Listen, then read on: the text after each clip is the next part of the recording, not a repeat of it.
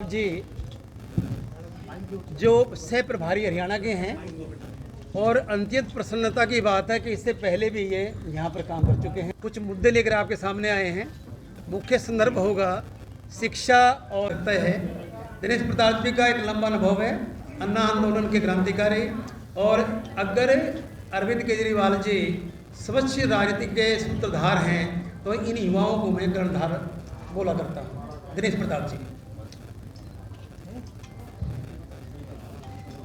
जय हिंद साथियों, आज की पत्रकार वार्ता का जो मेन उद्देश्य है वो अगर उसको मुख्य रूप से हम पहले नंबर पे रखते हैं तो शिक्षा से जुड़ा हुआ है।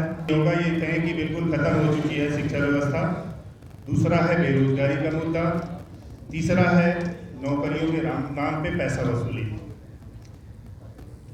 शिक्षा की व्यवस्था अगर हम करनाल शहर की बात करें जो कि सीएम सिटी कही जाती है, 136 मॉडल संस्कृति स्कूल हैं हरियाणा के अंदर।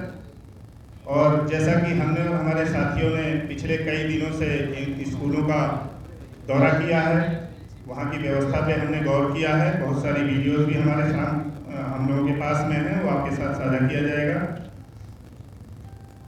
अगर हम जहाँ बैठे हैं उसके आसपास की बात करें तो मैनमती स्कूल, मुगल माजरा और रावत, ये 3 स्कूल ऐसे हैं जिसमें 3 कमरे भी नहीं हैं। बाकी स्कूलों में जहाँ कमरे हैं, जहाँ बिल्डिंग है, उनमें बच्चे नहीं हैं। जहाँ बच्चे हैं वहाँ पे व्यवस्था नहीं है। और व्यवस्था इस प्रकार से बिगड़ी हुई है कि जो बालिकाएं हैं उनके टॉयलेट तक में दरवाजे नहीं हैं। तो नाम बदलने का काम जैसे कि भारतीय जनता पार्टी पहले से करती रही है, पूरे देश में दूसरों के कामों पे अपने नाम की मोहर लगाने का काम करती रही है, ऐसा ही मॉडर्न संस्कृति स्कूल के ऊपर भी नाम बदलने का इन्होंने काम किया है। लेकिन एक सामान्य स्कूल जो एमसीडी का, प्राइमरी का स्कूल जो बेसिक शिक्षा होती है, उस लेवल की भी सुविधा इस मॉडर्न संस्कृति स्कूल में नहीं है। और मैं तो अपने पत्रकार साथियों से ये कहूँगा कि जब भी समय लगे आप भी दौरा करें। लोकतंत्र के चौथे स्तंभ है आप। शिक्षा की बात आप उठाएं, रोजगार की बात उठाएं, भ्रष्टाचार की बात उठाएं, और आप सब उठाते भी हैं, इसीलिए हम सब इकट्ठा हो रहे हैं। दूसरी बात है बेरोजगारी, जो कि हरियाणा में 34% बेरोजगारी है। और इस बेरोजगारी के नाते हरियाणा का जो युवा है 18 से 28 साल वाला, वो सब नशे की तरफ जा रहा है। और ये नशा वहाँ के प्रशासन, वहाँ की सुरक्षा व्यवस्था, नशा के माफिया लोग इन तक पहुँचाने का काम कर रहे हैं। जो सरकारों का काम है रोजगार देना, रोजगार ना दे के इनको नशा कराया जा रहा है। तीसरी बात अगर हम आए तो नर्सिंग रजिस्ट्रेशन की बात करें तो इन्होंने प्लान चेंज इस तरह से कर दिया कि पूरे भारतवर्ष में हरियाणा की नर्सिंग कोर्सेज के लिए कोई भी रजिस्ट्रेशन करा सकता है और उसके माध्यम से पैसा कमाने का काम कर रहे हैं। और पैसा ही नहीं कमा रहे हैं। जैसा कि मैं आपके साथ आपसे ये बात साझा करना चाहूँगा कि नौकरियों की अनाउंसमेंट ये करते हैं, फॉर्म भरवाते हैं, उसके माध्यम से पैसा इकट्ठा करते हैं और फिर पर्चा लीक हो जाता है, पेपर लीक होता है। उसके बाद फिर ये उस भर्ती को पोस्टपोन कर देते हैं और उसके माध्यम से धन इकट्ठा करते हैं। तो ये इनकी इस व्यवस्था से व्यापारी परेशान है, कर्मचारी परेशान है, किसान परेशान है, युवा परेशान है। भ्रष्टाचार की बात करें तो संतरी से लेके मंत्री तक और चपरासी से लेके अधिकारी तक सब भ्रष्टाचार में डूबे हुए हैं, जिसकी वजह से पूरे हरियाणा की जनता इस सरकार से त्रस्त है। और आपने अभी हाल ही में पंजाब की सरकारों का फैसला आपने देखा होगा। थोड़े समय की आम आदमी पार्टी की सरकार रही है, उस पर कितने जनता के हितार्थ ऐतिहासिक फैसले लिए गए हैं। जिस प्रकार से हम दिल्ली में कार्यरत सरकारी कर्मचारी अगर उसका निधन हो जाता है तो उसके परिवार को सम्मान राशि हम 1 करोड़ का देते हैं।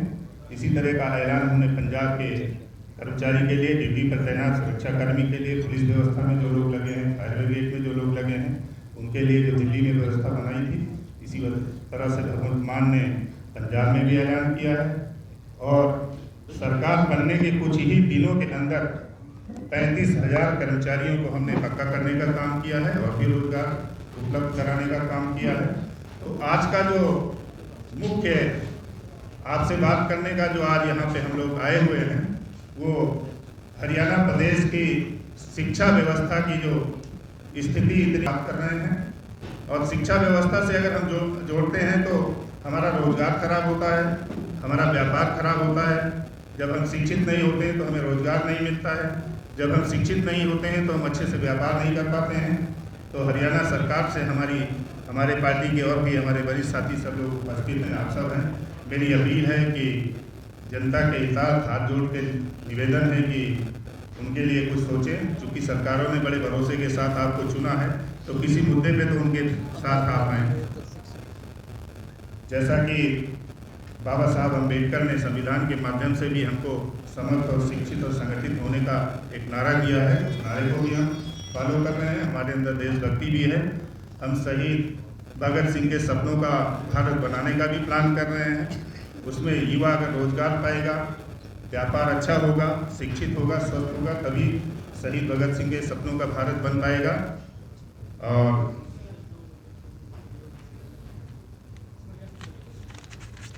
दिल्ली में कल बलडोजर चला है, नहीं गया, कोई एमपी नहीं गया, जबकि बिंद्रा क्रॉप जरूर पहुंची है। अगर यहाँ हरियाणा में सरकार आती है तो यही स्थिति रहेगी क्या? देखिए, आप सब मीडिया के लोग हैं, आप सबको ये समझना होगा, पूरे सोशल प्लेटफॉर्म पे अगर देखेंगे तो आम आदमी पार्टी के तमाम वर्कर, तमाम पदाधिकारी, तमाम विधायक, तमाम मंत्री सबने अपनी अपनी वीडियोस जारी की हैं। आप चाहेंगे तो उसका साक्ष्य मैं आपको उपलब्ध करवा दूंगा। और बिल्कुल भी हम किसी का घर गिराने के खिलाफ हैं, कोर्ट का पूरा सम्मान करते हैं। वहाँ की उस वक्त की जिसके हाथ में पुलिस और एमसीडी है, उन्होंने सुप्रीम कोर्ट का आदेश दरकिनार करते हुए उनका घर गिराने का काम किया है। हम उन सभी जिनका नुकसान हुआ है, आम आदमी पार्टी उनके साथ खड़ी है। विपक्ष के बहुत निकालेंगे तो अरविंद जी ने अपने मीडिया के माध्यम से, अखबार के माध्यम से लोगों के बीच में मैसेज पहुंचाया है कि मुझे जो साफ सुथरी छवि के नेता हैं उनकी आवश्यकता है, जो जुझारू और ईमानदार कार्यकर्ता हैं उनकी आवश्यकता है। मुझे किसी गलत और दुष्प्रचारवादी की कोई लेने की जल्दी नहीं है। हम बहुत ही जान समझ के 48 घंटे की नोटिस पर हम किसी को ज्वाइन करा रहे हैं। पहले हम उसके नाम का सर्वे करवाते हैं, उसके बारे में जानते हैं, फिर आम आदमी पार्टी की सदस्यता देते हैं। शायद भारतवर्ष की ये पहली पार्टी है जो इतनी प्रक्रिया गुजर के फिर किसी को अपनी पार्टी का सदस्य बनाती है। SY गुप्ता जी कह रहे हैं कि हम पानी लेके आएंगे जब हमारी सरकार रहेगी, लेकिन पंजाब वाले कह रहे हैं हम किसी भी कीमत पे नहीं देंगे, वहाँ पर आपकी सरकार है। और केस शिकायत कह रहे हैं पंजाब में कोई इलेक्शन नहीं है, इसी वजह से एक पॉलिटिकल स्टंट है। देखिए, पानी किसी भी भारत के जो हमारे नागरिक हैं उनकी पानी जो है वो एक अहम ज़रूरत है, चाहे हरियाणा हो चाहे पंजाब हो, पानी सबको चाहिए। और सरकारों का काम है इसका निदान करना, और जब अवसर आएगा, जब हमें मौका मिलेगा तो हम इसका भी निदान करेंगे, पानी की समस्या का समाधान करेंगे। सुप्रीम कोर्ट से तो ऑर्डर हो चुके हैं क्या? जो मुख्य उद्देश्य रहा है, मैंने कहा शिक्षा है, बेरोजगारी है, नौकरियों के नाम पे जो भ्रष्टाचार हो रहा है, जो पैसा इकट्ठा किया जा रहा है, ये मेन उद्देश्य था आज की हरियाणा के शहर में विपक्ष के भी नेता भ्रष्टाचार की आवाज किसने उठाई है? आप ईमानदारी से नो डाउट आपने उठाई है ना, तो आगे भी उठेगी। टिकटों की बात रही, टिकट हम जीतने वाले को देंगे और हम जो भी हमारे टिकट मिलेगी उसी को मुद्दा तो दब गया, अवैध कब्जों को लेकर टीडीपी और कार्रवाई जो राजपक्षाला मुद्दा दब गया। बिल्कुल ठीक कहा आपने। एक अपील जारी की है कि जिनके कार्यकाल में अवैध कब्जे हुए हैं, उनके पार्षद, उनके मेयर, उनके चेयरमैन, उनके नेता, जिनके कार्यकाल के अंदर ये सारे अवैध कब्जे हुए हैं, पहले बुलडोजर उनके ऊपर चलाना चाहिए, उनके घरों पे चलाना चाहिए। बाद में गरीब जनता जो पैसा इनको देके अपना घर, अपना गुजारा कर रही है, उसके बाद में उनके घरों पे चलना चाहिए। सर दिल्ली में भी बुलडोजर चला है, आम आदमी